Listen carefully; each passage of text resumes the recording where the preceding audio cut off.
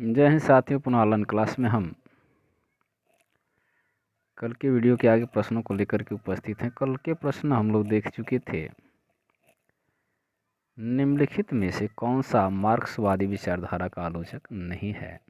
तो वो था विजय देव नारायण शाही। विजय देव नारायण शाही मार्क्सवादी विचारधारा के आलोचक नहीं है। मार्क्सवादी आलोचकों में सर्वप्रथम शिवदान सिंह चौहान का नाम आता है। इसी की व्याख्या के आगे हम लोग चलेंगे।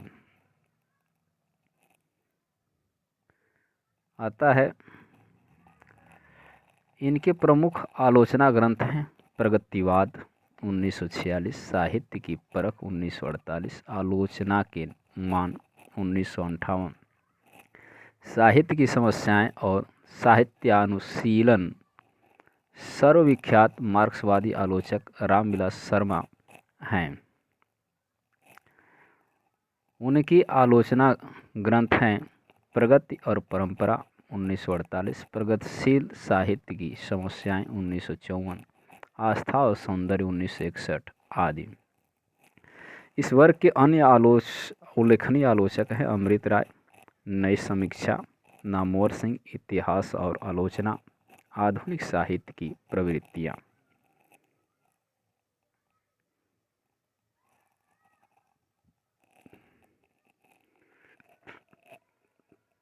विख्यात मार्क्सवादी समीक्षक अभी हम लोग पढ़े हैं रामविलास शर्मा। संकलन त्रय में कौन नहीं है?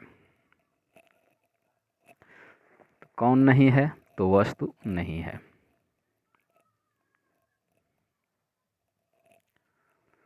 पश्चात नाटक शास्त्र में नाटक की कथा विन्यास एवं औचित्य के संबंध में 3 प्रकार के ऐक्य विधान का प्रावधान है। ये हैं स्थान, कला तथा कार्य का ऐक्य। इसे परिभाषिक शब्दावली में संकलन त्रय कहते हैं। जो घटनाएं नाटक में दिखाई जाएं, उनका संबंध एक ही स्थान से हो। यह नहीं कि एक दृश्य आगरा का हो और दूसरा कोलकाता का। इसी को स्थान की एकता, यूनिटी ऑफ पैलेस कहते हैं। जो घटना नाटक में दिखाई जाए वह वास्तव में उतने समय की हो जितना कि नाटक के अभिनय में लगता हो। इसे समय की एकता यानी यूनिटी ऑफ टाइम कहते हैं। कथा वस्तु एक रस हो। कथा वस्तु एक रस हो। इस एक रसता को निभाने के लिए प्रासंगिक कथाओं को स्थान नहीं मिलता। इस नियम को कार्य एकता यानी यूनिटी ऑफ एक्शन कहते हैं। कार्य की एकता हर समय के नाटकों में एक आवश्यक तत्व रहता है, किंतु एकता का मतलब शुष्क वैविध्यहीन एकता नहीं। समय की एकता, स्थान की एकता तथा कार्य की एकता का उल्लेख अरस्तु ने त्रासदी का विवेचना करते समय लिखा है। त्रासदी को यथासंभव सूर्य की एक परिक्रमा या इससे कुछ अधिक समय तक सीमित रखने का प्रयत्न किया जाता है। यहीं से क्लान्वित का तत्व सामने आया। स्थान की एकता का तत्व क्लान्वित से ही उद्भूत माना जाता है। कार्यान्वित के संबंध में अरस्तु का कथन है, कथानक को जो कार्य व्यापार की अनुभूति होता है, एक तथा सर्वांगीण पूर्ण कार्य का अनुकरण करना चाहिए और उसमें अंगों का संगठन होना चाहिए कि यदि एक अंग को भी अपने जगह से इधर उधर करें तो सर्वांग की छिन्न भिन्न और अस्त व्यस्त हो जाए। कथानक का आरंभ, मध्य और अंत एक सूत्र में बंधा होना चाहिए। अतः स्पष्ट है कि संकलन त्रय में कथानक शामिल नहीं है। इस प्रश्न के विकल्प सी में वस्तु दिया गया है, जबकि वास्तविक रूप से कथा वस्तु होना चाहिए।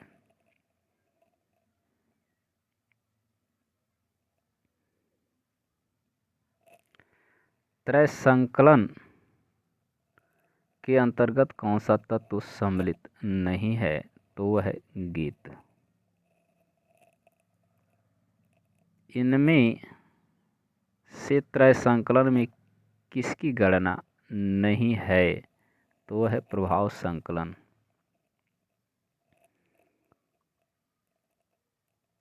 निम्नलिखित में से कौन सा तत्व कहानी लेखन के लिए अनिवार्य नहीं है? तो वह है तुक। तुक कहानी लेखन के लिए अनिवार्य तत्व नहीं, बल्कि यह कविता लेखन में अनिवार्य तत्व है। कहानी लेखन में अनिवार्य तत्व हैं कथा वस्तु, चरित्र चित्रण, कथोपकथन यानी संवाद, देश काल, वातावरण तथा उद्देश्य। कहानी का तत्व नहीं है तो है रंगमंच।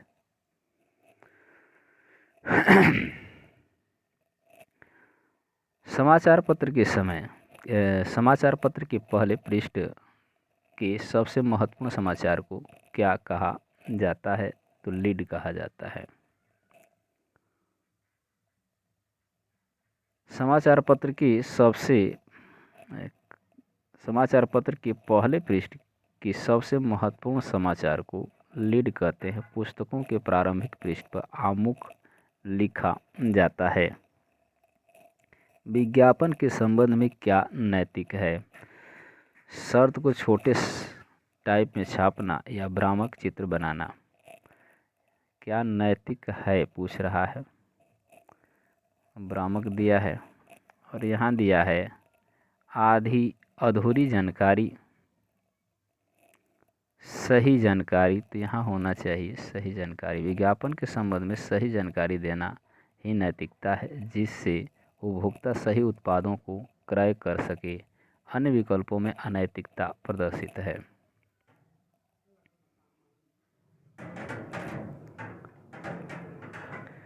निम्नलिखित में से कौन सा फीचर लेखन का उद्देश्य नहीं है? तो है शून्य पठनीयता।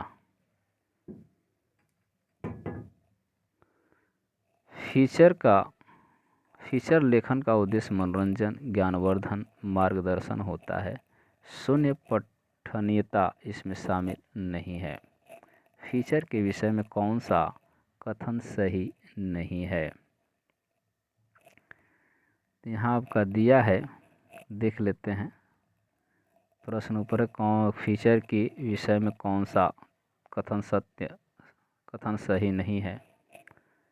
तो यहाँ दिया है कि फीचर किसी घटना, व्यक्ति, वस्तु या स्थान के बारे में लिखा गया विशिष्ट आलेख है। तो सही है। फीचर काल्पनिकता, सृजनात्मक कौशल के साथ मनोरंजन की शैली में प्रस्तुत आलेख है। ये भी सही है। फीचर समाचार मूलक भी हो सकता है और विशिष्ट व्यक्तियों, ऐतिहासिक स्मारकों, त्योहारों, मेलों और प्राकृतिक आपदाओं आदि पर लिखा जा सकता है। ये भी सही है। फीचर अनिवार्य रूप से समाचार पत्र का विस्तृत आलेख है। ये जो है कि सही नहीं है। डी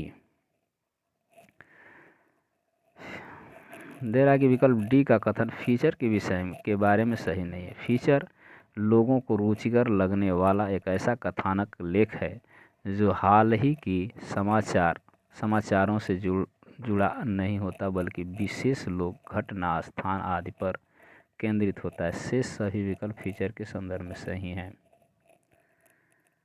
आगे कह रहा है कि रेडियो आलेख लिखते समय किस शब्द का प्रयोग नहीं करना चाहिए? तो निम्नलिखित का।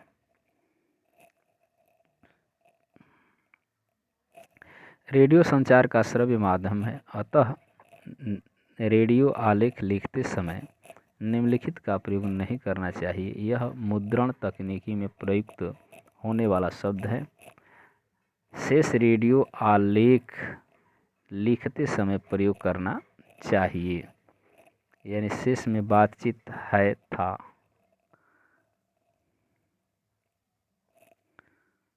आगे आपका प्रश्न है रेडियो में किसी कार्यक्रम के आरंभ और अंत में सूचना किसके माध्यम से दी जाती है? तो ये है उद्घोषणा।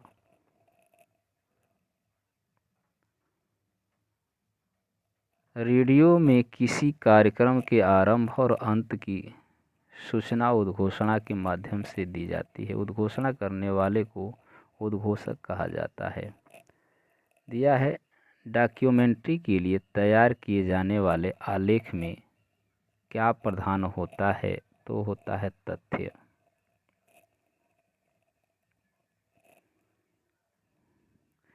डॉक्यूमेंट्री के लिए तैयार किए जाने वाले आलेख में तथ्य प्रधान होता है, भाव, विचार तथा तर्क गौण होते हैं। टीवी चैनलों पर कमर्शियल ब्रेक से तात्पर्य है तो विज्ञापन।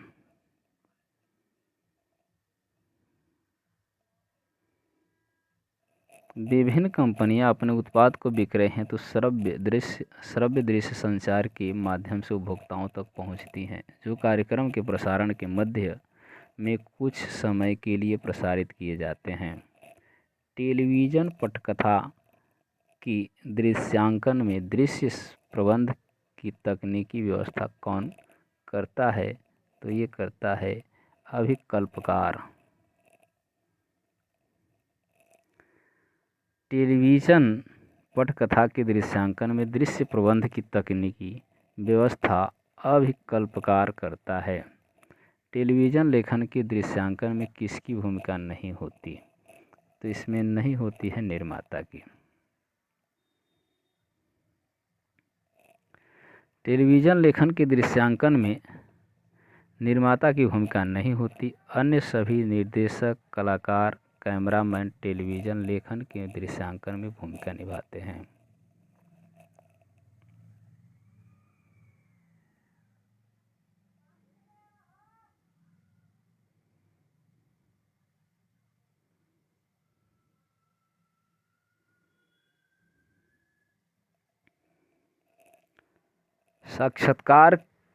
साक्षात्कारकर्ता की अनिवार्य गुण नहीं है।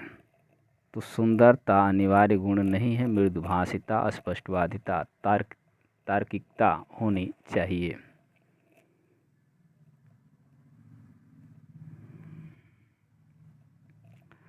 निम्न में से कौन सा कथन सही नहीं है?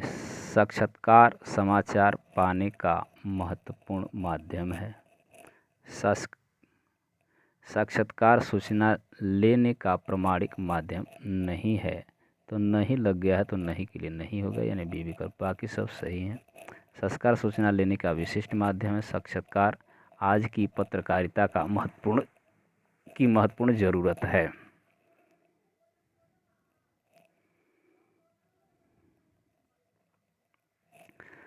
विकल्प बी कथन सही नहीं है, क्योंकि साक्षात्कार सूचना प्राप्त करने का प्रमुख साधन है। साक्षात्कार आज की पत्रकारिता की प्रमुख एवं महत्वपूर्ण आवश्यकता है। इसे प्रामाणिक सूचना के प्रमुख स्रोतों के रूप में जाना जाता है। प्रशासनिक टिप्पणी का दूसरा नाम है। प्रशासनिक टिप्पणी का दूसरा नाम क्या है? नेमी टिप्पणी। जब कोई नई पावती कार्यालय में आती है तब उस पर शीघ्र ही कार्यवाही करने के उद्देश्य से अधिकारी हाशिए में अधीनस्थ अधिकारी कर्मचारी को जो आदेश या दिशा निर्देश देता है उसे हाशिया टिप्पणी या नेमी टिप्पणी कहा जाता है। इसे प्रशासनिक टिप्पणी भी कहते हैं।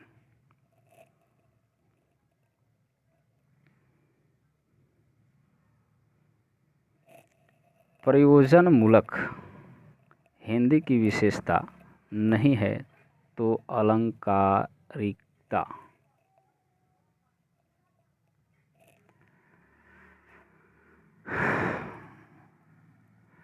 प्रयोजनमूलक हिंदी की संरचना, संचेतना एवं संकल्पना के विशेषण से उसमें अंतर्निहित कुछ महत्वपूर्ण विशेषताएं उद्घाटित होकर सामने आती हैं, जिनमें प्रमुख है अनुप्रयुक्तता, वैज्ञानिकता, सामाजिकता, भाषिक विशिष्टता।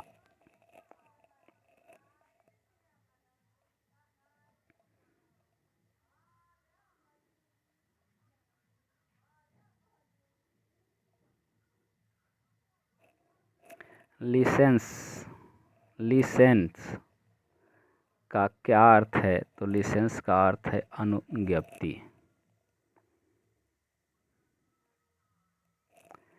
इंटरव्यू का अर्थ है, हिंदी अर्थ है तो इंटरव्यू का अर्थ होता है भेंट वार्ता।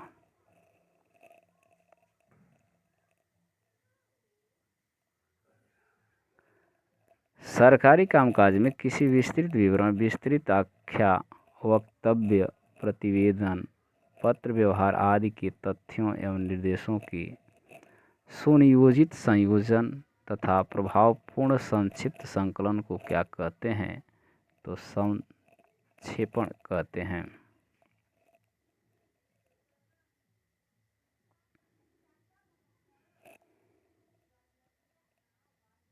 सरकारी कामकाज में किसी विस्तृत विवरण, विस्तृत आख्या एवं वक्तव्य, प्रतिवेदन, पत्र व्यवहार आदि तथ्यों एवं निर्देशों के सुनियोजित संयोजन तथा प्रभावपूर्ण संक्षिप्त संकलन को संक्षेपण कहते हैं।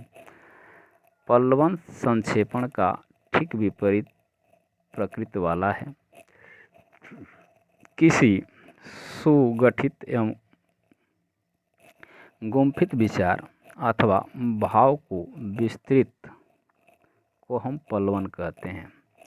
प्रारूपण, ड्राफ्टिंग से तात्पर्य सरकारी कार्यालयों में व्यवहृत आलेखन से है, जो दो प्रकार के होते हैं। एक होता है प्रारंभिक प्रारूपण, दूसरा होता है उन्नत प्रारूपण।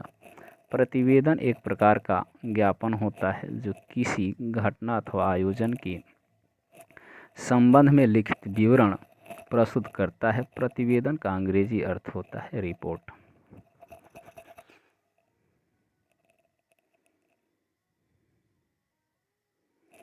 निम्नलिखित में से कार्यालयी हिंदी का कौन सा प्रयोग क्षेत्र नहीं है? तो नहीं है रचनात्मक लेखन।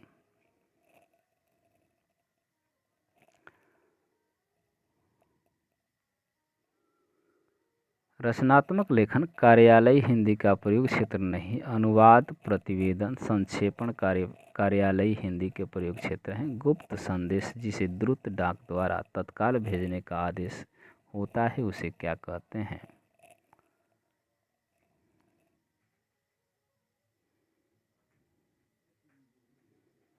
तो उसे हम क्या कहते हैं?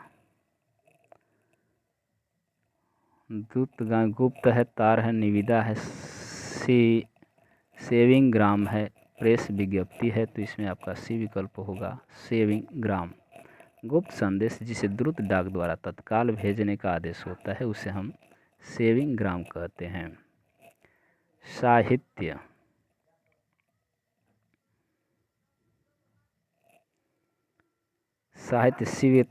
शिवेतर रहते हैं, सामान्य के लिए हैं, सबका हित चाहते हैं, का कार्य बिंब का निर्माण करते हैं, तो इसमें से आपका है 1, 2, 3।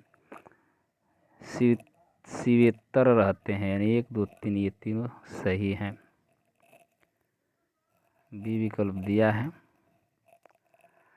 कार्य निर्माण में 100% कल्पना शक्ति का विशेष हाथ रहता है। उसे यदि और यही कल्पना अपने सबसे महत्वपूर्ण भूमिका बिंब बनाने के क्षेत्र में अदा करती है, उसका महत्वपूर्ण कार्य बिंब प्रस्तुत करना है। शेष कथन साहित्य के बारे में सत्य हैं।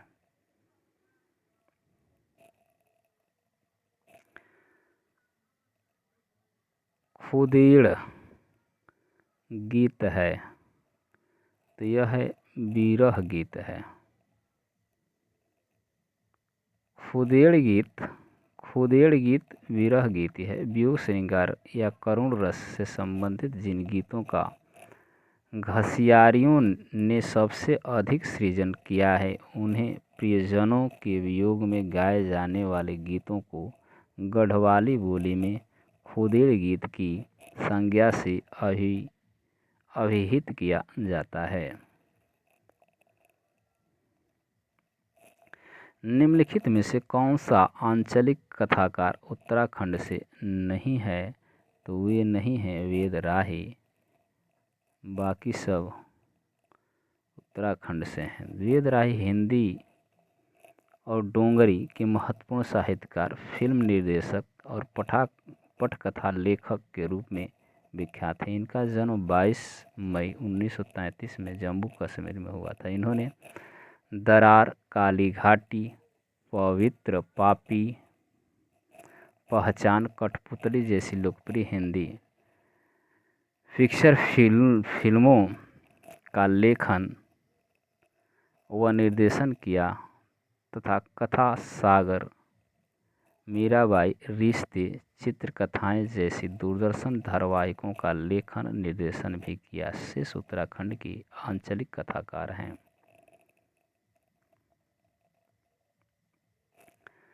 नंदा देवी राजजात यात्रा। नंदा देवी राजजात यात्रा कितने वर्ष में होती है? ये होती है हर 12वें वर्ष में। नंदा देवी राजजात यात्रा उत्तराखंड राज्य में होने वाली नंदा देवी की एक धार्मिक यात्रा है। यह प्रत्येक 12 वर्ष पर आयोजित किया जाता है। अंतिम राजजात यात्रा वर्ष 2014 में हुई थी। मां नंदा को उनकी ससुराल भेजने की यात्रा है।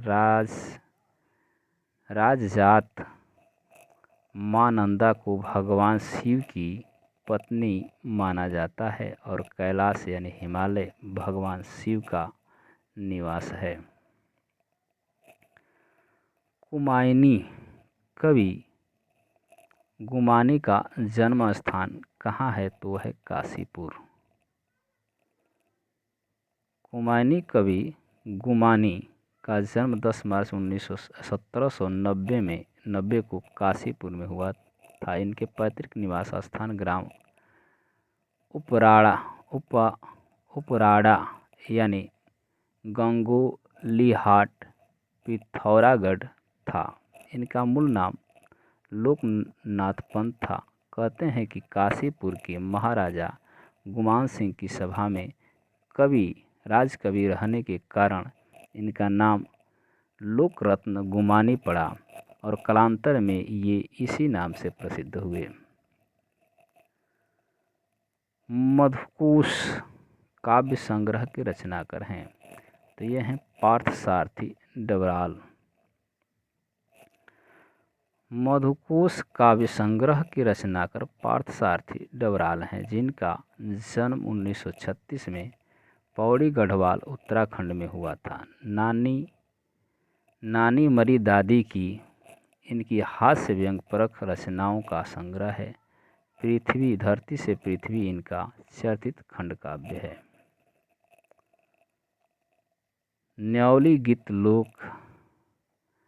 न्यौली लोकगीत संबंधित है। तो यह है उत्तराखंड से।